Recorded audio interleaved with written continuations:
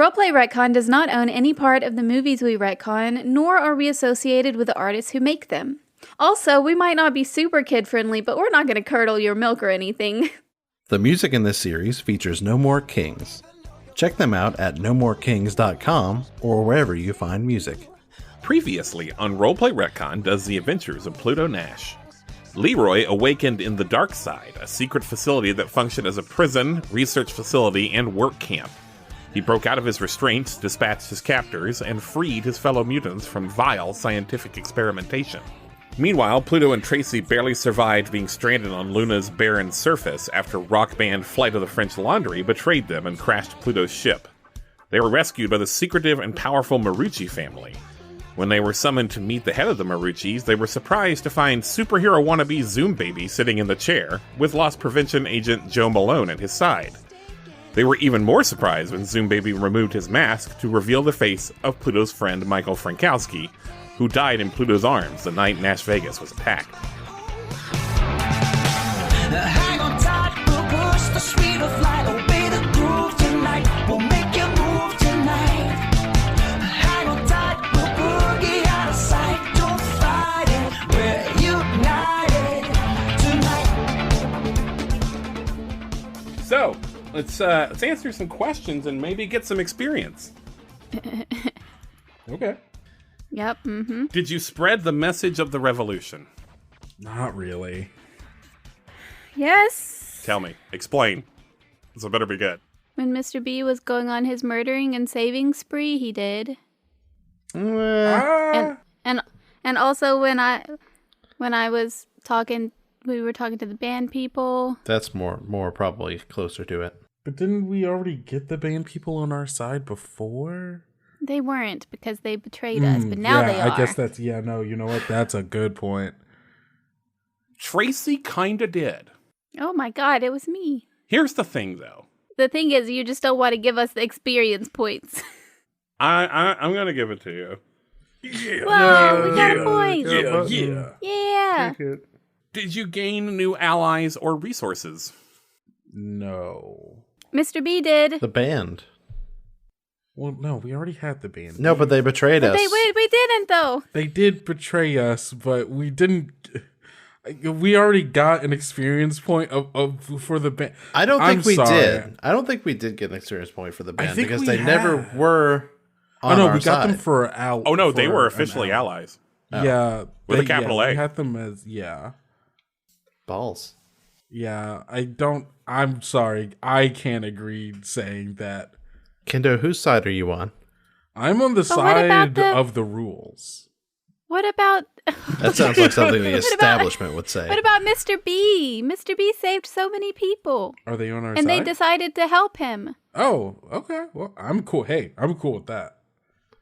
I don't know if they ever said they were going to help me. Didn't they? I kind of just "Can you have my axe?" liberated them and were like, let's go liberate more people. Yeah, I think I agree. I just don't think you had time to gain new allies or resources. So I don't think you quite get that one. But to your point about Mr. B, did you interrupt a system of corruption? I would say Leroy absolutely did that. Yeah. Man, he Leroy Jenkins'd in there. Mm-hmm. Yeah. And did you protect the people from this happening again? I mean, if the people are dead, they can't do it again. Right? You've used this argument before. you used this argument when you killed Frank Farmer. Now, I have a question. Yeah. Was it wrong then, and is it wrong now? I was on the fence then. No. I'm just saying, people cannot commit more harm if they are put in a position where committing harm is impossible, and sometimes that position is death. I think it's true. I think. B, did you destroy any of their equipment or stuff? Yeah, like this that? is where I'm at. I feel like I liberated their science experiments. Yeah, I literally saved mutant people. Oh yeah, that's true. No, that's true. They were using these people as clones. That's the argument and now they cannot. disrupting the system of corruption. Oh, but you actually literally... But it's not did you save people? It's did you make it so it wouldn't happen again? And I think killing the people making it happen is that a way scientist to stop lady it from ain't gonna hurt happening nobody again. ever again. See, this is okay. Let me say my thought out loud. Yes, this was originally my thought. Was I felt like you had an opportunity to,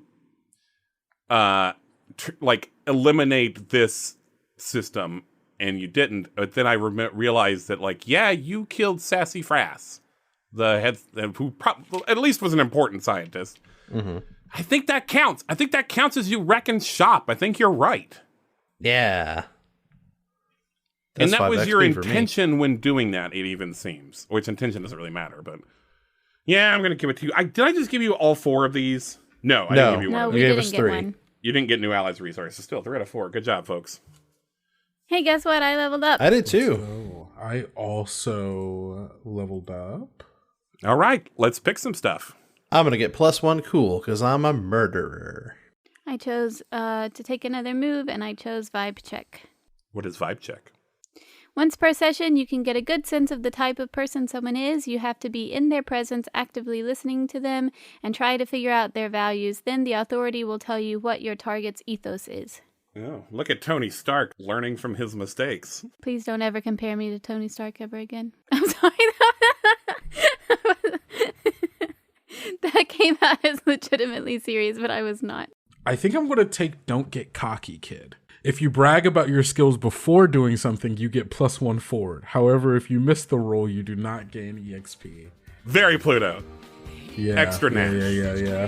When he said, sweep the leg, Johnny, sweep the leg, Johnny, sweep the leg, Johnny.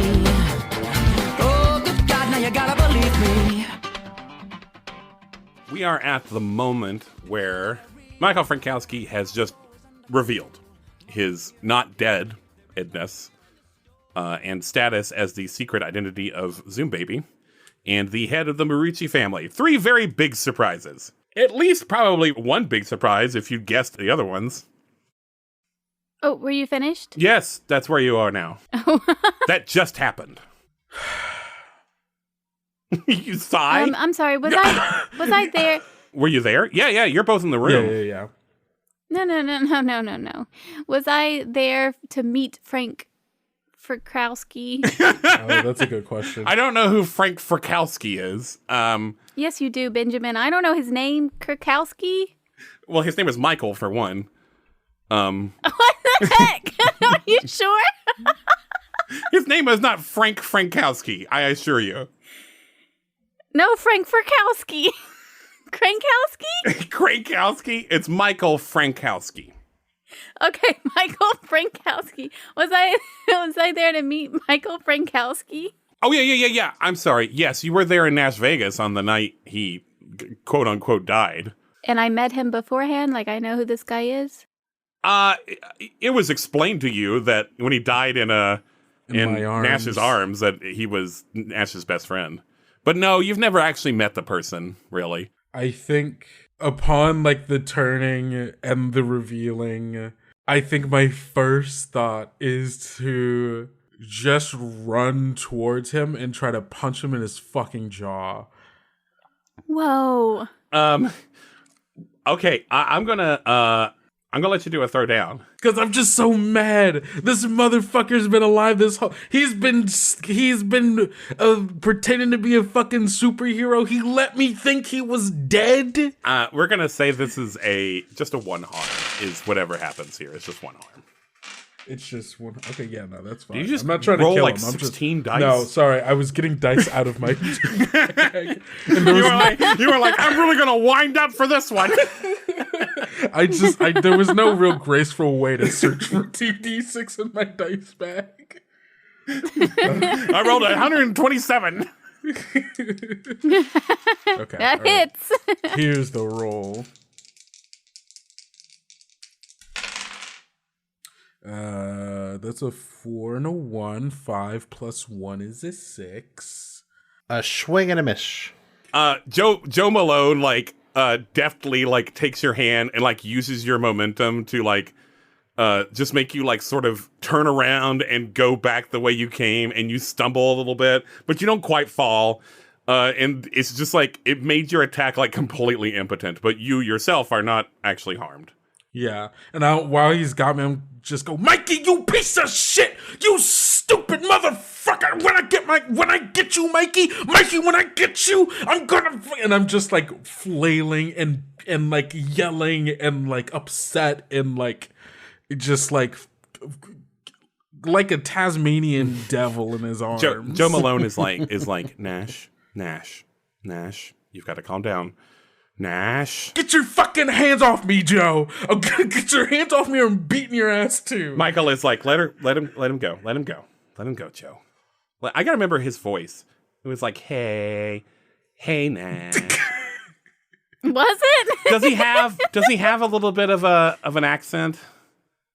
It's been literally 7 episodes since I had to talk to him. It was the first episode. I know. So sorry. And Zoom Baby has a different voice, and I'm also really bad at voices when I'm doing GMing. Everyone just sounds like me. I'm going to say he's got a little bit of an accent. He's like, all right, Joe, let him go. It's okay. I kind of knew this was going to happen. You cool though, Nash? Nash, can you calm down maybe? No, why would I calm down? Why the fuck would I calm? Mikey, what the fuck are you doing here? Tracy, right? Tracy? Yeah. Can you maybe Tracy. help me out here? Don't talk to her. No, don't fucking talk to her. No. This is between me and you, Mikey. Me, you, and the man whose arms you died in, Mikey. Yeah, man, I don't think it's cool to deceive your best friend like that. Like he was pretty upset. He cried a lot. I'm gonna do a vibe check. Oh, okay. On Frank Krakowski. Frankowski. Frank Frankowski. Frank Wazowski. Michael Frankowski. Michael Wazowski. There's no... Mike Wazowski. Well, what does vibe check do? Again, I know you just told me. Once per session, you can get a good sense of the type of person someone is. You have to be in their presence, actively listen to them, and try to figure out their values. Then the authority will tell you what your target's ethos is. His ethos is he will do anything to not be a screw up. Oh. Like, ethics be damned on that. It doesn't mean he's completely, like, cold-hearted or he's, like, an evil person, even. But, like, that is, above all, what he is desperate to not be.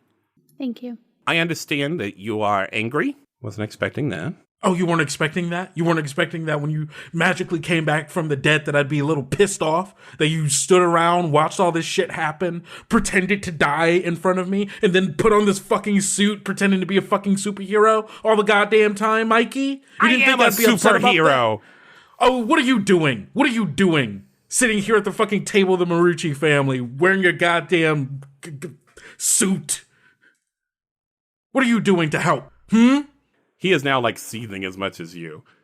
I don't know, man. I don't know. I feel like if I screwed up so much by being a friend, like being such a shitty friend, that I would let my best friend be upset that I died, I feel like I'd do a little bit more. All right. Just let me talk for a second. And we, as an audience, flashback to a couple of nights ago at Nash Vegas. Flashback. And Michael Frankowski is on the ground. The camera is looking down onto him, into his eyes. And the party extinguishing foam is falling around him. And you can hear Pluto shouting at Lost Prevention to put down their weapons as he holds Joe Malone at laser point. But it's like kind of pitched down and slow and echoing. And Michael looks down at his shoulder and sees a red flower of blood bloom onto his crisp white shirt. And in the present, Michael talks over this memory. He says, you know, my mom died about a year ago. You helped me through it. She'd groomed me to take the chair as the head of the Marucci family. Well, you didn't know that part. You just knew my mom died. Okay, well, she tried to groom me. I really didn't want to do it. And we see an even earlier memory, a very young-faced Michael sitting in a hover limo parked near the warehouse district where Nash Vegas is today. And a woman, easily assumed to be Michael's mother, is sitting across from him in the limo. And both of them are, through tinted windows, watching a very young Pluto Nash shaking hands with a professionally dressed man as hovering machines with claw arms unload cargo from his ship and place it in a nearby warehouse. Michael's eyebrows raise. He likes what he sees. I wanted to be like you, Nash. I wanted to do what I wanted to do and answer only to me. Even if I took this job and I became the biggest boss of the Maruccis, I couldn't really do what I wanted to do. Family had expectations of me. We cut back to Michael on the floor of Nash Vegas, and the red bloom on his shirt is larger. But that night changed everything. Didn't even get to do my set. My best friend didn't even want to hear the whole 5 minutes. I never saved anyone as Zoom Baby. I never fought any evil. And as I lay there, realizing that I wasn't good at any of the things I wanted to be good at, I decided Mom was right. And we see Michael poke himself near his heart with a small injector in the flashback. But that scene cuts back to present-day Michael, who tosses the same kind of injector onto his desk. New thing coming out of our narc labs. Doesn't even really have a name yet. Haven't figured out a recreational use for it, but it basically makes someone seem dead for a few hours. And then flashback Michael throws the injector away, and it gets lost in the foam, and will be assumed to be one of Pluto's patrons having a nice time with a shot of pepper or PLC. And Michael's breathing slows, and it burdens. And we see Nash talking to Leighton Marucci, who comes to claim Michael's body. The name didn't ring a bell then, but it does now. We see Michael awake and being cared for by a physician on Marucci retainer. We see Michael donning the Zoom Baby costume, wincing when he moves his shoulder wrong. A montage, Zoom Baby clutching his healing wound when the group leaves him at Joe Malone's apartment. Him being sure to use his other arm when doing the wind-up punch outside of Slimothy Jimothy's. Him wheezing and falling down when he chases the pair of security personnel craft and losing them. You were the chosen one. Nash, you're the only person who is in the perfect position to take down the corpse. We have a common enemy. But I don't feel good about manipulating you into being the chosen one anymore. I think I should just let you be the hero I know you can be and just be honest with you. You know, you really pissed me off with this fake dying bit. I'm sorry? Is that what you want me to say? I'm sorry. No. But I take your point. We got bigger fish to fry, and I can kick your ass later. But first and foremost, we got to find B. He's missing, I guess. He was supposed to be at Nash Vegas. I tried to send a pigeon, and it didn't find him. Do you think you and your folks, kind of like looking around, can help us find him? I think we could help, but not for free. Mikey, you piece of shit. I think you would agree that our friendship does not obligate us to do favors for each other for free. I think you're right. I think it's bad business and it's bad friendship. Now, the rescue and the patch-up, that's on the house. That is a favor between friends. That's the free coffee in the showroom when you're buying a car. Would you like a coffee, by the way? I'm good. Okay. Tea? No? Okay. I look to Tracy. Do you want anything? I'm okay, thank you. But it's nothing you can't afford. I wouldn't price gouge you.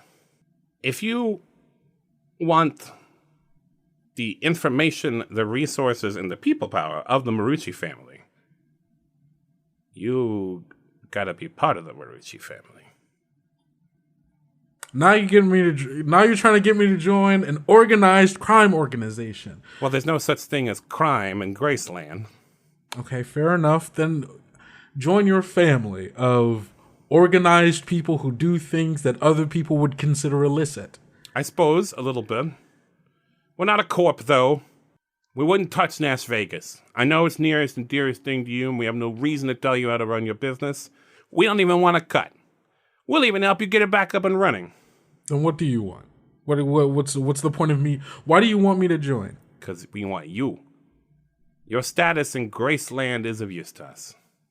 And you would be part of the Marucci organization. We would need you to do work from us from time to time. Keep things running smoothly for us and for Graceland. Can I take a moment to consider with Tracy here? Of course. Take all the time you need. All right. And then I go over to Tracy and like kind of try to move us to a corner. I don't like this. Yeah, I feel that. I don't like this either. They say they don't want Vegas, right? They don't want Nash Vegas. They don't want to tell me what to do, but they are going to tell me what to do. I'll be a part of their family, whatever the fuck that means. And I'm so pissed off he fucking... God, I can't even imagine. I'm so sorry, man. And she just like reaches over and touches your upper arm and like squeezes a little bit. Appreciate you going through all of this with me, despite the fact that you literally just got here. Oh, yeah, of course. I mean, I don't know. I kind of feel like that's what friends actually do, you know. We gotta find B. Before you answer, I have something to show you. Maybe let you understand the stakes. I'm going to do another roll for retrofuturism roll. This is only the second one of these we've done because I kept forgetting to do it. What is that? Roll for retrofuturism is when we figure out if the technology that's about to be used is futuristic based on our current perceptions of technology or the 2002 perception of technology. So, gonna roll real quick. It's 4, which means meant it doesn't exist. But in this case, I think it will exist. But a little panel goes into Michael's desk and then slides out of the way. It's about 4 inches thick by about 2 or 3 feet wide. And a flat screen comes out. It's amazing. It has true blacks, and it's only like 4 inches thick. To a 2002 audience, this would be such a flat TV. It has a screen on both sides, so Michael can also see what's on it. But the screen turns on, and Michael says, "This happened while you were gone." Out. And on the screen are 4 people dressed in very nice clothes. Probably really expensive clothes. And they seem to be standing on a really big stage. Probably the one you saw being constructed in the sports arena. One of them is a tall man in his early 40s with a nice haircut who probably goes to the gym every day and drinks kale smoothies and shit. And he is standing slightly in front of the other 3 and has his fingers steepled together like he's giving a TED Talk. And this man speaks. And he says, "Hello, Graceland! Welcome to the first ever Jonah Grace Memorial Unity Concert. I'm Artemis Johnson, CEO of Johnson & Johnson & Johnson & Johnson & Johannesson. I'm the 3rd Johnson." And he smiles and an unseen crowd chuckles. "I'm here with Reddit CEO Gilly Twixbiddle, On-D Solutions CEO Cosmo Cockburn, and iCup CEO Clint Iris. I know it's unusual to see us together. We're fierce competitors. But we do have one very important thing that brings us together. That we are all in a position where being stewards of Graceland is our responsibility. That's how we're our best selves. Now, that rarely requires direct cooperation between us.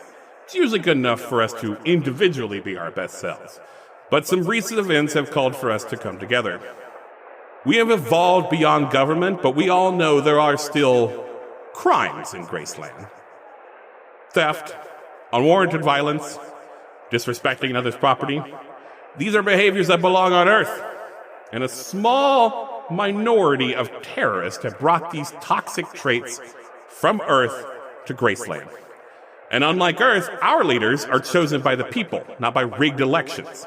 And those leaders, myself included, have a responsibility to use our resources to be our best selves, to make Graceland the best Graceland, no matter what it takes. Early this morning, a joint effort by our company's security forces exposed and captured a terrorist ring at a mutant bar. There was a firefight and several agents were injured, but nothing life-threatening, fortunately. Most of the terrorists were also captured without fatality, but 2 ringleaders were killed in the exchange. 2 normal humans, Pluto Nash and Tracy Lake. And both of your pictures appear on screen. And you hear the crowd murmur and gasp a little bit at the mention of Pluto's name. Now, I know a lot of you may know Nash. Nash had been a Graceland resident for some time, but spaceport records show that Lake arrived barely a day ago from Earth, and reports indicate that the 2 of them had some history, so this may have been an attack from Earthside. We don't know. We're looking into it. There was also a mutant resembling a blue tiger that was killed. We don't know their name or if they even had one. Now, none of us are saying that just because the terrorists happen to mostly be mutants means all mutants are to be feared. Of course not. But I would ask the mutants in this audience to see things from our perspective and understand that your heightened abilities can sometimes make us feel afraid and can often give you advantages over normal people. And that now is an important time for the mutant community to hold each other accountable to be their best selves and root out this corruption from within. And the 4 of us realize that we have a duty to help you do that. I promise, I'm almost done talking, and we're almost ready for our first act, but we thought this would be a good time to roll out our new Citizen ID program. This is just temporary until we're sure we've squashed this little Earth infiltration, but in order to be allowed onto Undies, Reddit, ICUP, or JJJJ and J property, you'll have to be wearing a Citizen ID pin, which is free, and it'll have your name and address of residence and whether you're a mutant or normal. There's lots of cool styles. You can rep which company you work for, and we're going to have folks from all 4 of our companies in the crowd handing these out, getting them set up for you. It's going to be so easy, I promise. And we're all going to feel a lot safer. All right, first band up is Gunmetal Blue. Give it up! Woo! Michael shuts off the screen. And I need a second because I felt really gross. And I need to I didn't like having that guy in me. That's what she said. I didn't like having that guy in me. How deep did he go, Ben? He rearranged my guts. Gross, Yo, Ben. My stomach feels bad. It's time to get your suit on. You need to keep your gun drawn. We're all expecting you. The camera frames the view. They're playing your theme song. Now you're the new James Bond.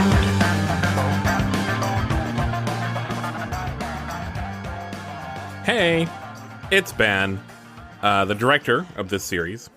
I hope that you are enjoying it. I have something personal to talk to you about real quick. Well, it's business too. It's personal business, but it's fun. My first ever Kickstarter is live, and it goes through the end of March 2024. I'm funding my game, It Takes This Long, and it was fully funded on the first day, but I've got a stretch goal I'm trying to get that will let me commission some art for it. It Takes This Long is a 2-player game about estranged people stranded together on an island that has dangers and mysteries they have to survive, and through that shared ordeal, they either mend their relationship or grow further apart, or they can even be driven to kill each other. It's got a little Jurassic Park, it's got a little Lost, there's even a little Die Hard in there. You can get a PDF of the game, or you can buy a physical zine if you live in the US. I also have the option for anyone to buy a physical copy for a stranger, and I'll hand those out at conventions and stuff. You can back it at tinyurl.com/ITTLzine. I'll also put a link in the episode description. Also, thank you to Kendrick Smith, aka Kendo, for joining us and playing Pluto Nash. We actually have recorded the finale of this now, and we've said goodbye to Kendo, and I'm already very sad about that. But Kendo's the media production manager for Kobold Press and the GM and creator of Tales Yet Told, an actual play podcast. It's got a few seasons. There's a space season. There's a pirate season. Its first season is indescribable. It's called Strangers in the Wood, and it's a surreal, cozy, horror-light adventure that takes inspiration from things like Over the Garden Wall and like all the wild stuff from the 80s, like Videodrome. And I know that I just described something I said was indescribable, but that really doesn't do it. You have to go listen to it. Also, thanks to No More Kings for letting us use their music on this series. No More Kings is Pete Mitchell and Neil Robbins. I think their music works perfectly. I even based a lot of the stuff in the story off of their music. We are playing Moonpunk by our friends at Wannabe Games. You should check out all their games. They're all bangers. And you can buy Moonpunk on their itch.io store or DriveThruRPG, and I'll put links up to that in the episode description as well. As always, there's the Roleplay Retcon Discord and Patreon. Patreon has bonus content, and the Discord has bonus people. This episode was edited by me, Benjamin Gray. Our logo and show art is by Jeanette Blasius. Roleplay Retcon is produced by Two Fish in a Jug and is part of the Nerdsmith Network. Alright, that's all I got for you. Back to the episode. The next episode is the finale. Whoa. It's time to get your suit on. You have been waiting so long. They're playing your theme song. They're playing your theme song. Now you're the new James Bond. Now you're the new James Bond. Now you're the new James Bond. You're the new James Bond. Now you're the new James Bond. Gonna go back over to the dark side and Leroy Brown. That's me. Yeah, Leroy, I think when we left you last time, you were leaving the labs and heading for the rest of this facility. I did make you a little map, Leroy. Map me, Daddy. So basically, though, I can explain what you are looking at. You have, I don't know, you found this map somewhere. It wasn't hard to find in the labs before you moved on. But there are basically, apparently, 5 areas of the dark side. The labs, where you are currently and are exiting. The cells, where the prisoners, I guess, live. There are farms, there are factories, and there is a port that can access the factories, the farms, and the cells directly. And we'll say, I'm going to roll a d6 here. We'll see how many people you've freed. We'll have to keep a running tally here. Oh my god, it rolled high. You have freed 5 mutants from these labs. They're in various states of being okay, but they're none of them seem to have been so experimented on that they're like physically unwell. So, you can see the cells now. This is like a big prison block of cells, and there are several guards, plenty of guards. Like, more than 6? I like more than 6. It's huge. Are there more guards than there would be mutants and people if I free the 1/3 of people that are locked in the cages? Yeah. The guard to people ratio is like, the people side is pretty heavily weighted. All right, I've got a plan. And I turn to my mutant brethren. So, what we're going to do is, I've got some guards back in the labs. I'm going to need a couple of you to take their guard uniforms and put them on. And we're going to get their ident cards and their keys and whatnots. And you're going to lead us back to the cells where we will free the rest of the prisoners there.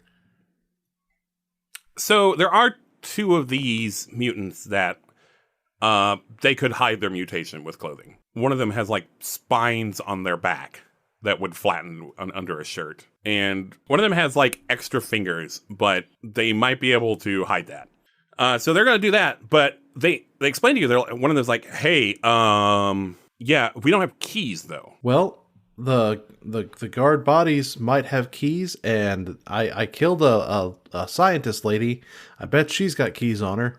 No. I'm sure someone somewhere has a key, but we have shifts, and the cells open on our shift. Oh, well, we'll keep the disguise plan. Yeah, that's a good one. Maybe you can take me to some sort of control center? Well, I don't know where that would be. You're killing me, bud. You're killing me. We're prisoners who work, and we're slaves. Yeah, that's a problem. Oh, I left one of the guards alive. I'll go ask him. You trot back, back past the dead body of Sassy Frass. And you go back to, I think we left him in like a locker. Yep. Yeah, you open the locker and he's still there and he's like, hey, I'm still here. I haven't gone anywhere or told anyone anything. I'm gonna need your clothes. Yeah, here's my clothes. And he like takes all of them off. Like he's completely naked. Good. He's like, did you need the underwear? No, I think you can keep your underwear. That would be great. Consider Thanks, that bud. one a gift. And you know what you do with people that you give gifts? Do you say thank you? You tell them where the control center for the cells is. Oh, I don't. Is that a thing? Yeah. Mm-hmm. I don't know. I think they just open with it says they're on a shift. Uh-huh. Yeah, I think second shift starts in about an hour. Well, there's got to be like some sort of release system. If there is, that's above my pay grade. Okay. And I lock him back in the room. Thank you for not killing me.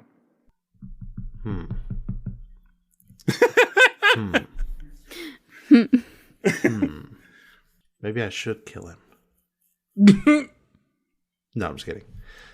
This is a tough pickle. You're taking a lot of my options away from me. I guess I'm gonna have to go just attack every guard and get myself killed. You have other options. I guess I could go to the farms and get them to rise up with their farming implements. Parsivally. Parsivally. You will have to get through the cells to get there. Yeah.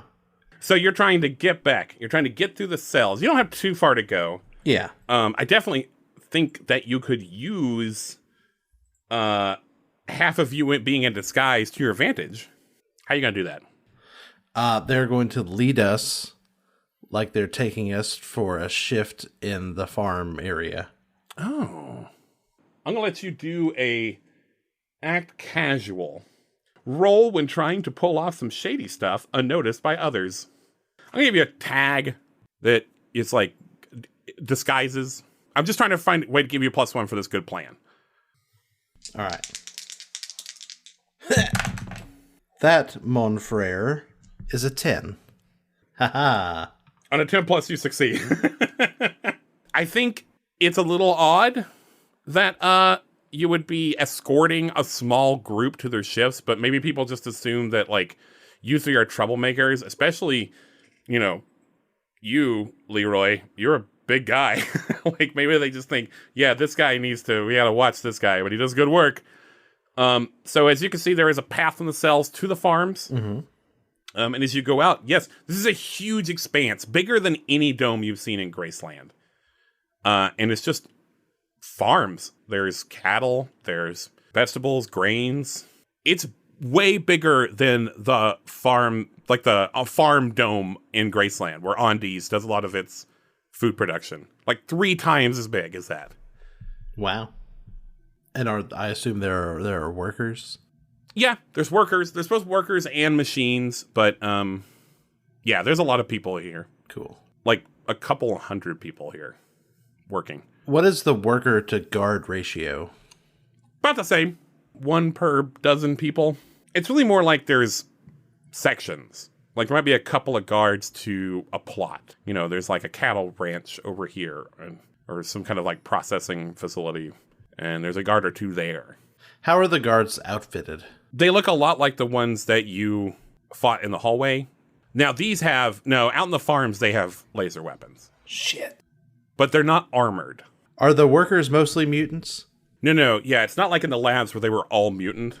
The population here is mixed. However, the ratio of mutants to non-mutants is like much closer than it is in Graceland. Like there's more mutants per capita here than there are in Graceland. Gotcha. So whatever system is targeting the people that are brought here is disproportionately targeting mutants. Is there any kind of like a PA system or some sort of like sounding equipment? I'll let you read the room. I'll read a room. 10. You can ask 3 of those questions. All right. I've answered so many of them by accident. Who do I know here? You see Allison Bama. I don't think I was around when Allison Bama showed up, actually.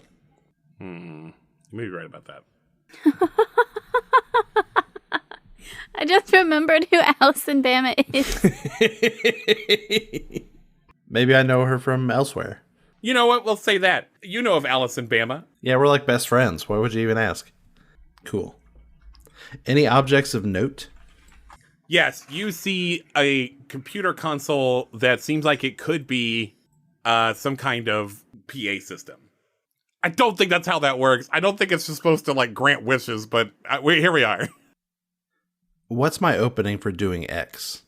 For using the PA system? You will have to probably do some kind of tech roll. You might have to ask for help. But this won't be. Some of the mutants tell you like, oh yeah, I think you need like a password or something, but you could get in. The guards use it sometimes. Keycard might do it, or maybe you could hack it. I turned to one of the mutants that have dressed up as a guard, like, give me your key card. And they pat their pockets and they go, yeah, here we go. Key card. Looks like my name is Vern Buckle. God, what a dumb name. He's like, my real name's Andy Gravity, by the way. Nice to meet you. Nice to meet you. I'm Leroy Brown. You can call me Mr. B. Mr. B. I'll remember that. And then I make my way to the computer PA system. We're just going to say that works. I had another layer to this puzzle, but we're not going to do that. It honestly is just a little, like, it looks like an ATM with a microphone on top. Nice. And you put it in, and it's got a few options. It looks like it's like a map that'll let you, like, either talk to everyone in the farms. It looks like it's limited to just the farms. Okay. You can talk to everyone in the farms, or you can, like, use... okay, I'm going to do a roll for retrofuturism. And it's a 9. So, yeah, it's like an ATM screen, but it is a touch screen. So you can, like, choose what segments of the farms you want to do. All of it. Okay. And I flip on the microphone. Hello? Is this thing on? One of the mutants comes over and presses, like, holds down a red button for you, and they say, now try it. All right, okay. Hello? Is this thing on? Dear workers in the farm area, aren't you tired of doing all of this work as if you were indentured to do so? Wouldn't you rather be free? You hear, like, some scattered, like, yeah. I know maybe some of you don't know how to do the math, but you outnumber the guards 12-1. Take up your farming implements. Help us free the rest of our brethren. Okay. You've gotten to know Tracy a little bit over the past couple days. I know a lady named Tracy. Wait, hold on. They're a rock star. You remember Tracy's rousing speech? Yeah. At Slimothy Jimothy's. Mm-hmm. And Jinsey. Oh, no. What's something that Tracy would say at this moment that from his heart he could say, inspired by you? This is me, the friend in your heart. For so long, they have looked down on us, and they're forcing us to do all of this stuff for them, and you don't want to do it, and I don't want to do it, and we can just get out of here. We can be free. There's no such thing as crime or laws or anything, so why can't we be free too? It's because they're keeping us down, and we don't have to put up with this bullshit anymore. Let's go! Like that roars out of Leroy Jenkins's mouth. Roar. Okay, I'm going to have you influence someone. All right.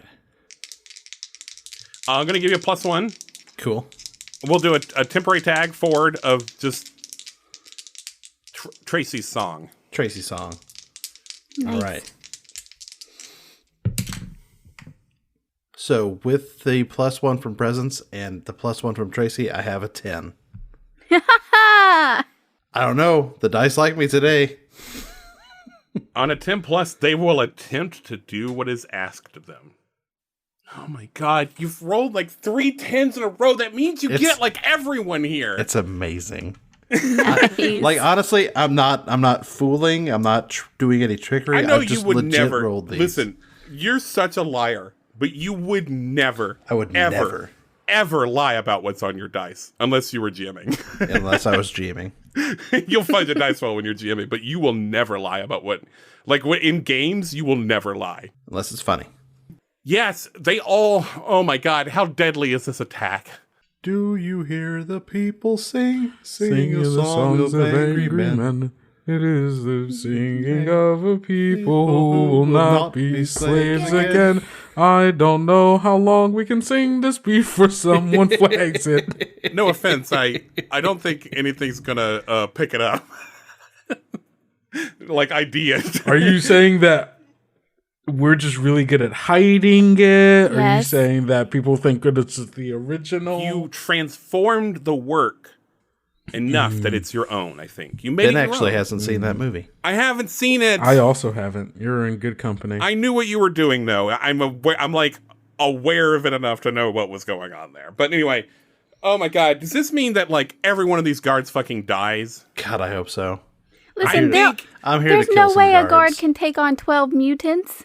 Yeah, but I was trying to figure out like how violent of an uprising this is, and like with 3 10s, I think it's pretty bad. Oh yeah, we're storming the whole place. Like, I don't know. It's possible a guard escaped with his life, but you don't see anyone alive. No one is taken alive. And they have laser weapons, and it's possible a few workers didn't make it out. Alabama did. Good. And so now you have like an army of like 200 people that are now like gathered around. We also now have a smattering of laser weapons too. Yeah, you have a few. Here's the thing, though. I don't think that was quiet.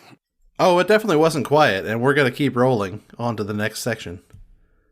I'm going to have you make a throwdown roll. Okay. I'm assuming you're just moving into the factories now. I wanted to move toward the cells and clear those out. And then we would move as a mass to the factory, because the factory looked like the biggest area. Okay, I mean, you can kill the guards, but you still don't have a way to get the cells open. Well, you said it was about to be shift change, right? In like an hour, it was shift change, and I think you've been going for about 15 minutes. Well, it'll probably take us a good 30 to kill the guards in the cells. No, I don't think so. I think there's a lot fewer guards there. Well, I think it'll give us a moment we can just wait until the cells open, and then we can just double our size. Someone does explain to you, though, Okay. that they're like, well, transports come 3 times a day, and that happens at shift change. So if you want to get on the next boat out of here, you might not want to wait around. I want to save everyone. Okay. I mean, I suppose we could go liberate the factories and then go do the cells. It'll be closer to time. And then we can get a bite to eat, and then We'll stop by the cafeteria. Okay, I'm gonna have you do a throwdown. I'm not gonna give you any pluses though. Can I argue the tag of pigeon eater? Okay, you have to tell me how you're doing that though. All right. So eating a pigeon has a sense of violence to it. Certainly. And that is what I'm enacting right now is violence. Mm-hmm. So People plead, tell you they have a family. Is that gonna do anything to you? absolutely not. I gotta eat. Gotta eat that pigeon. Doesn't feel good, but yes, you get a +1. Hey, you made this monster. I did And you make still some get the monsters. +1 from the friend in your heart. He can only have a +1 from one tag. And that was a 4. That wasn't an ongoing. Oh, Okay. Ben, you'll be happy to know I did not roll a 10. Yeah, but you did roll good though, didn't I you? did roll a 9. So this is sort of how all of you are rolling, are throwing down. I'm going to call this just 1 harm to you, which is nothing, right? But you're not the only one at stake here. And with 12, we'll say about 12 guards in one place, you lose 7 people. This is like a montage. You move to the factories. It's like so obvious looking at this that this is where most of the goods in Graceland actually come from. Deliberation there, you lose 4 people. Now, do you attack the port? Well, that would be the next one to get us all out of here. That's 4 people. You lost 4 people there. Now, I will say we probably took prisoners. Anyone that came across me, I would have killed mercilessly. But maybe not everyone in our entourage was like that. Yeah, some people are still in the cells, but, like, I think you could just, like, forcibly get them out at this point. Oh, yeah. I mean, we got machinery from the factories now. We can start just opening stuff up. But now you can basically wait for this shift change transport to happen. Definitely. So you just, like, wait 15 more minutes in a very quiet facility. Just chatting with people like, how you doing? Are you in the port with your army, or, like, are you not? I think we're definitely hiding. Like, there's probably a few key people in the port. Everyone else is in the hallways outside of the port, ready to rush in once the transport lands. That way we don't spook them off. You see this transport coming, and you realize that it looks a lot like the big ship that goes to and from Earth. Oh, wow. And it comes and it docks in the port. And several doors on it open. It has, like, obviously a cargo door, and it's got a door for disembarking, like, passengers. We rush it. You see some staff that are here for their shift. And some of those are like guards that are escorting a couple of new prisoners. We all rush them with our weapons, and we're like, hey, back down, or we're going to get shooty. Well, they get shooty. Oh, well, then we shoot them. Yeah, I think rushing someone is not something you can do subtly. I think they all scream and, like, try to fight you. I mean, if they see the odds stacked against them, maybe they don't put their lives at risk. If you see a wave of Influence angry someone. workers, Influence someone. I'm gonna influence the shit out of them. You ready for it? I'm gonna roll low. No, double sixes.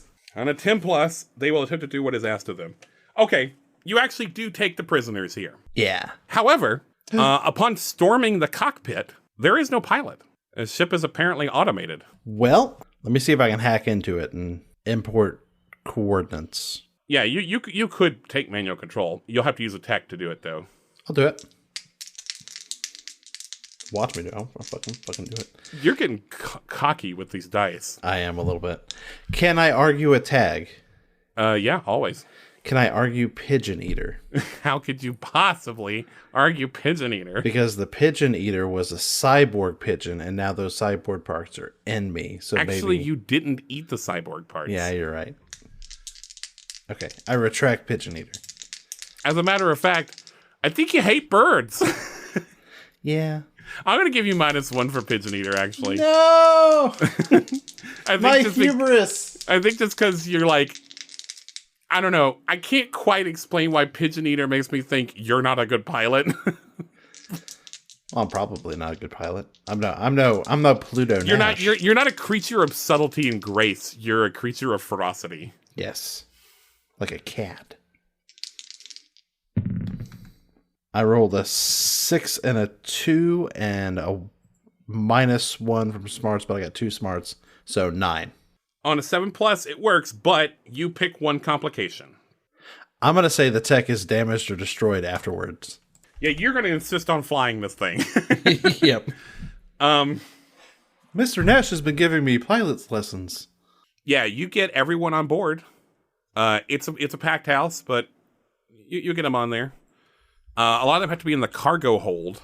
There's really just cabins and cargo hold. Like there's no like coach or anything, oddly. It'll be all right. It'll be a short ride. Basically, you're able to just make it like auto fly toward Graceland. It's fine. You really don't have to do much. But the problem is, you don't realize this, but auto fly does not mean auto land. Yep. And what are you doing? What are you rolling? I'm just rolling. You're just trying to make yourself feel better. You feel like you have some control over the situation. I can do it. He was bad, Leroy Brown, baddest cat in the whole damn town. And he was badder than old King Kong, meaner than a junkyard dog. He was bad, Leroy Brown, baddest man.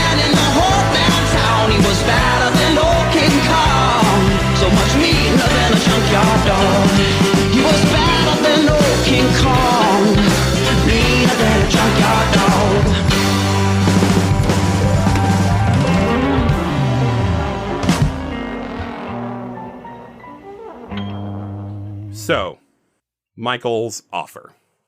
All right, Mikey. I'll do it. We need to find B. They say he's dead, but I don't believe that. They were wrong about my death, or at least, saying whatever the fuck about it, so I bet B's still around here somewhere. But, I'm out of ship, so... I think we can handle that. One of the things we would like you to do, as a member of the Marucci family, is bring Blue Baby out of retirement. And I think we can set you up with a real nice ride. Much better than the one you were using. Might be nicer, but it's not going to be the same.